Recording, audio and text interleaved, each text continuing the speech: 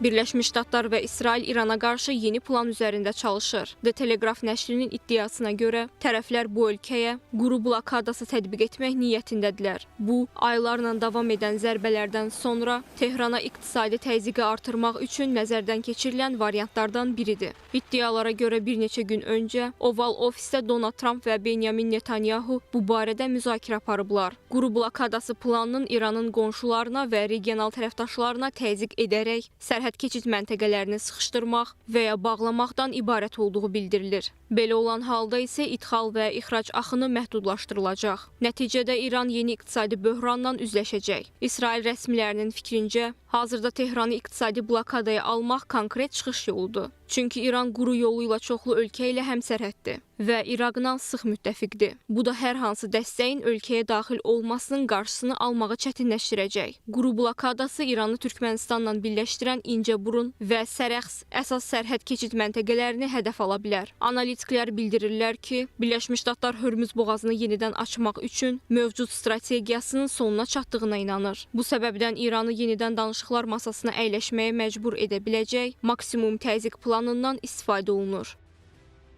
Bazıları böyle bir adımın kendi güvenliklerine de zarar verebileceğini düşünebildiği için Amerika Birleşik Devletleri'nin bu planı aslında çok zora girebilir.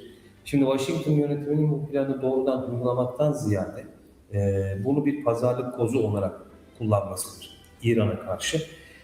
ABD özellikle deniz ablukasından sonra kara ticaretinde hedef alabiliriz aslında verdiği mesaj, Tahran'ın müzakere masasına daha fazla tavize gelmesini hedefleyebilir. Yani bir koz olarak, bir blöf olarak ABD yönetimi bunu İran'a dayatabilir. Quru blokadası planı ilə bağlı iddialar yayıldığı bir vaxtda Donald Trumpdan diqqət çəkən açıqlama gəlib. Trump bildirib ki, İran atəşkəsə razılıq verəcəyi təqdirdə Vaşinqton Tehrandan sülh danışıqlarına şans verməyə hazırdır. Ağ Ev rəhbəri bunun danışıqların başlaması üçün əsas şərt və ilk addımı İranın atmalı olduğunu vurğulayıb. New York Postun məlumatına əsasən, Birləşmiş Ştatlar mümkün qədər tez razılaşma əldə etməyə ümidli görünür. Bundan başqa tərəflər arasında texniki məsləhətləşmələrin hələ də davam etdiyi bildirilir. Hətta vasitəçilərin köməyi ilə əlaqə saxlanılır. Bu baxımdan İranın iqtisadiyyatını çökdürməyə yönələn sözügedən planın diqqət yayındırma mexanizmi də ola biləcəyi bildirilir. İddialara görə bu layihə Tehranın diqqətini daxili işlərə yönəldəcək və nəticədə Birləşmiş Ştatlar İsrail qüvvələri İrana yenidən hücuma başlayacaq. The Telegraph nəşrinin məlumatına əsasən, Tehranda rəsmilər iqtisadi çöküşdən ciddi narahat olanlar və müharibənin davam etməli olduğuna inananlar arasında bölünüblər. Hazırda ölkədə qaz çatışmazlığı olduğu bildirilir. İranın indiki strategiyası Birləşmiş Ştatlara göstərməkdir ki, Vaşinqton Tehran üçün baha başa gələn, amma Ağ Ev üçün ciddi xərc yaratmayan məhdud qarşılıqlı zərbələrlə məqsədinə çata bilməz. İran hücumların coğrafiyası baxımından münaqişəni yeni səviyyəyə qaldırmağa hazır olduğunu nümayiş etdirmək istəyir. Məhz buna görə də Tehranın əvvəllər hücum etmədiyi İordaniyanı hədəfə aldığını gördük. İranın bölgədəki müttəfiqlərinin Bab-əl-Məndəb boğazı kimi enerji marşrutlarına təzyiq göstərdiyini, eləcə də son vaxtlar Misirdə Süveyş kanalı ilə bağlı hücumun baş verdiyinin şahidi olduq. Xüsusilə Yəməndə müharibənin yenidən alovlanması ən böyük narahatlıq doğuran məsələdir. Əgər orada döyüşlər yenidən başlasa, İranla Birləşmiş Ştatlar arasında razılaşma əldə olunub olunmamasından asılı olmayaraq bu münaqişə davam edə bilər. Eyni zamanda İraqla Səudiyyə Ərəbistan arasında münasibətlər daha da pisləşərsə, bu da uzun müddətli nəticələri olacaq və indiki müharibənin qalıcı mirası kimi qalacaq.